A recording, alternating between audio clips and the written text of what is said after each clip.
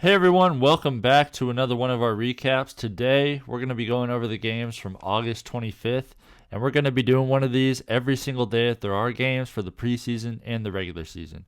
First one is the Titans and the Patriots. The Titans beat the crap out of them 23-7. For the Patriots, Bailey Zappi led the way for all passers, and that use of led is very lightly. 8 of 15 for 57 yards, 4 sacks. Miserable game for the Patriots passers today. Trace McSorley was 0 for 1. Malik Cunningham also got some listed receiver. He was 0 for 2. I think this is just further a reminder that Mac Jones is a step above Bailey Zappi. Pierre Strong led the way for all rushers. He had 8 carries for 31 yards. He'll probably have a role in this backfield. Kevin Harris was behind him. He had 7 carries for 17 yards and a touchdown. Malik Cunningham added 5 more on the ground. J.J. Taylor had a carry for 3 yards.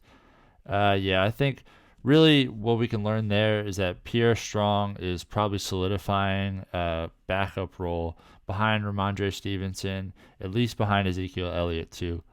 Derek Pitts led the way for all receivers. He had 2 catches for 26 yards. Pierre Strong had 2 catches himself for 13. J.J. Taylor had a catch for 10. The Patriots got beat pretty bad here, so I don't think there's really anything that we can learn for as far as fantasy goes. For the Titans, Malik Willis led the way. He was 15 of 20 for 211 yards and 2 touchdowns with 2 picks. He might be a good quarterback. I'm not sure if they're all in on Will Levis to the point where they're going to put him ahead of Malik Willis because he's skipping all of his rookie preseason with an injury, and he was a second-round pick. He wasn't a high first-round pick like a lot of people thought. QB2 might be Malik Willis.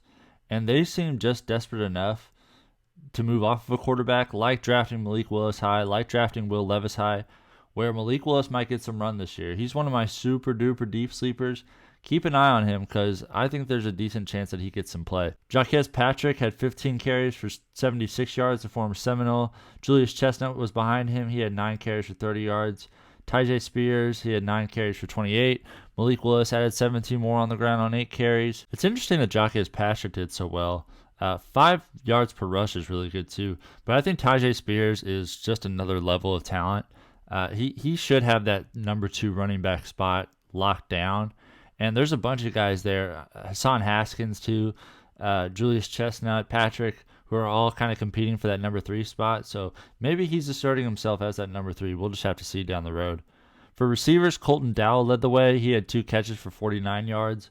Julius Chestnut was behind him. He had 2 catches as well with 42 yards through the air and a touchdown. Really good day through the air for him. Keiris Jackson was behind him. He also had a touchdown on 26 yards and a catch. Nick Westbrook-Akine had a 22-yard catch. Jaquez Patrick added 2 more catches for 18 yards. Tyjae Spears had 2 catches for 13 yards. I think the thing to note here is that third running back spot isn't super clear, but Tyjae Spears didn't really do anything to hurt himself as far as locking down that number 2. And I think there's a decent chance that Malik Willis could be a good quarterback too.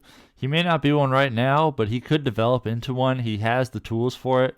We'll just have to watch that. I think he's going to get some play this year. Next game was the Lions and the Panthers. The Lions beat them 26-17.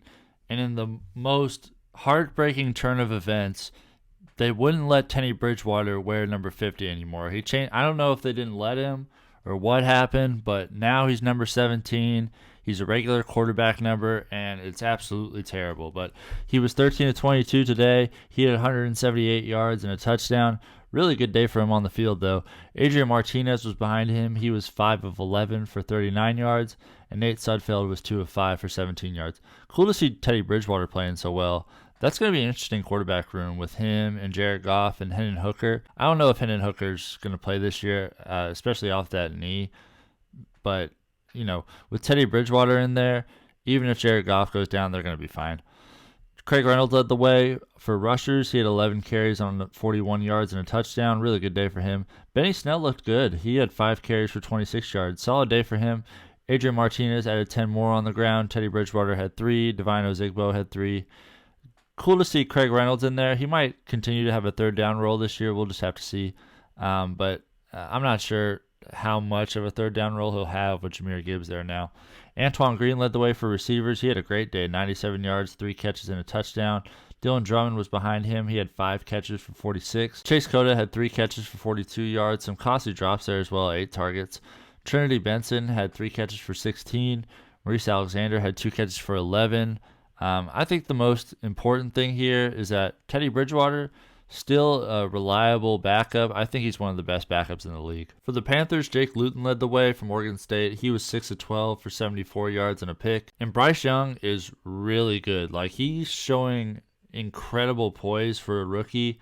He just seems so in control right now. He might be a great quarterback. 7 of 12 for 73 yards and a touchdown. Again, he looks outstanding out there. 6 of 11 for Andy Dalton. He had 60 yards. Matt Corral may not be an NFL quarterback. Don't be surprised if he gets cut. 4 of 12 for 52 yards for him. Spencer Brown, he had 13 carries for 51 yards and a touchdown. Solid day for him. Matt Corral had a rush for 27. Bryce Young had 21 on the ground. He looked surprisingly good as a rusher today. He doesn't usually rush like this. Raheem Blackshear had 3 carries for 9 yards. And Cameron Peoples added 4 on the ground as well. Spencer Brown looked good. He might be solidifying a role for himself. We'll just have to watch that. Gary Jennings led the way for receivers. He had 4 catches on 52 yards. Giovanni Ricci was behind him. He had 3 catches for 50. Adam Thielen, he had a good day. 4 catches for 48 yards and a touchdown. Cameron Peoples added 24 through the air on 2 catches. Tommy Tremble had 21 yards. Jonathan Mingo he looks really good as well. That's another name. I've been taking him a lot at the end of fantasy drafts. That's definitely someone you want to keep an eye on. 1 catch for 14 yards, but he looked good after the catch. Javon Wims had a catch for 7. Shi Smith had 2 for 9. Raheem Blackshear added a catch for 4. I think the main thing to watch here is that the connection with Adam Thielen looks good for 1. And 2, Bryce Young, probably going to be a great quarterback for a long time in the NFL. Last game of the night was the Chargers and the Niners. The Chargers pulled this one out 23-12. This Trey Lance situation is insane because just last year, they were so ready to ship out Jimmy Garoppolo to build this team around Trey Lance. Now, a year later, they say, we picked this guy with the very last pick in the draft last year, and we're going to change all of that. So, I mean, when you put it that way, it sounds insane, but Brock Purdy is really good. At the same time, they gave up 3 first-round picks to go get him. And it's just wild to me that Zach Wilson was the number 2 pick, and he's still on the Jets, even though it seems pretty likely that he's going to be a bust. But he's in a good situation now, but still, the bust label is on him.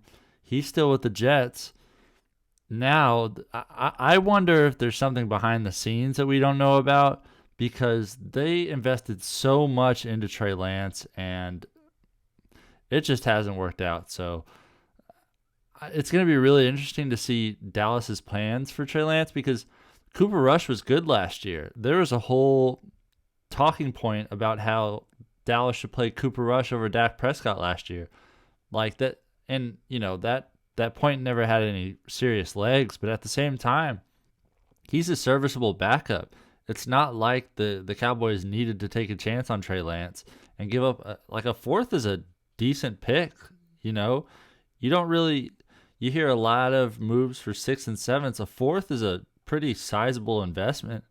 And are they planning to use, I heard that they might use, hey, we have Trey Lance. He could develop and take your spot, Dak. So if Dak asks some astronomical amount of money in his next contract, the Cowboys could say, well, we don't totally need you, Dak, but I just can't see them moving off of Dak for Trey Lance. Like I said, the Niners invested a ton in Trey Lance and just said, within a year, we don't even want you on the team anymore. So it's just going to be fascinating to see how they use Trey Lance if he ever takes the field for the Cowboys, because right now it just does not look good for the Trey Lance camp whatsoever. Sam Darnold won that QB2 spot ahead of Trey Lance. He was 6 for 11, 89 yards and a touchdown. Good day for him. He's proven this preseason why he won that battle. Brock Purdy was 5 and 9 for 73 yards. Didn't do anything to hurt himself. Solid starter. It's crazy to say that about the very last pick in the draft last year, but solid starter. Brandon Allen was 2 of 6. He had 23 yards and a pick. Another thing I'll say about Brock Purdy, he had one of the weirdest recruitments I'd ever seen because it was the first time that there became 2 signing days in recruiting. Before it was just 1 signing day. This was the first year that they added another one. And for the first signing day, Brock Purdy wasn't getting any offers whatsoever. And then the second signing day came around, and all of a sudden he had an offer from Alabama. He had an offer from A&M. It was just wild to see all that happen in the course of like 2 months. So the Brock Purdy folktale continues. It's just wild stuff going on right now for the San Francisco quarterbacks. Tyrion Davis-Price led the way for rushers. He had 61 yards on 10 carries. Jordan Mason got most of the run with the starters when Brock Purdy was out there. He had 59 yards on 9 carries. Solid day for both of them. They're probably both going to make the team. Brock Purdy had 5 yards on the ground and a touchdown.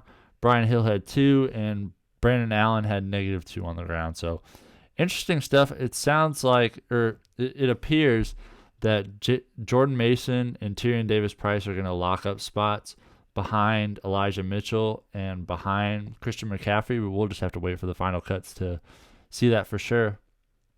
Brandon Ayuk led the way for all receivers. He just had the 1 catch for 35 yards on 3 targets. Chris Conley wasn't far behind, 1 catch for 34 yards. Isaiah Winstead had 32 yards on 2 catches. Willie Snead, he's been making a little bit of noise this preseason.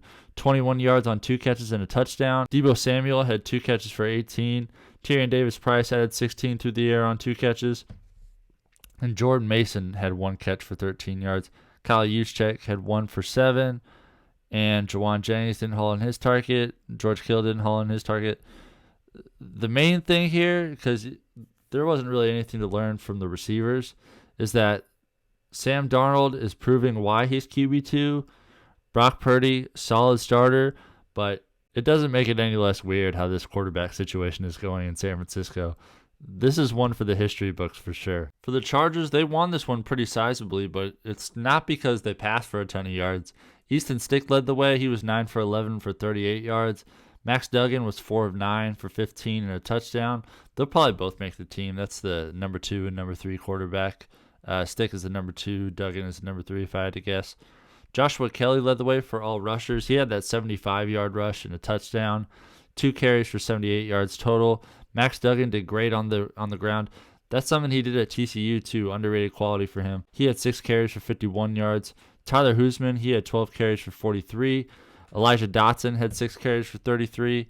Isaiah Spiller had 5 carries for 14. Darius Davis, 2 for 19. A lot of people got involved on the ground here. It's pretty clear that they won this game through their rushing effort because they didn't do a whole lot in the passing category at all. Quentin Johnston was really the only starter who got run this game. He had 2 catches for 15 yards. He's getting way too much hate for dropping passes. He's going to be a solid receiver for them. Keelan Doss had 3 catches for 14. Elijah Dotson chipped in 1 catch for 9. Yeah, like I said, really the thing to learn from here is that Joshua Kelly, he's probably securing that number 2 spot. And Max Duggan looks like he's going to be that number 3. Easton Stick, that number 2. That battle got interesting, but we'll just have to see how that goes. And that's going to do it for me, guys. Please like, comment, subscribe. Thank you so much for watching. Check out the game recap from yesterday, too, and I will see you later.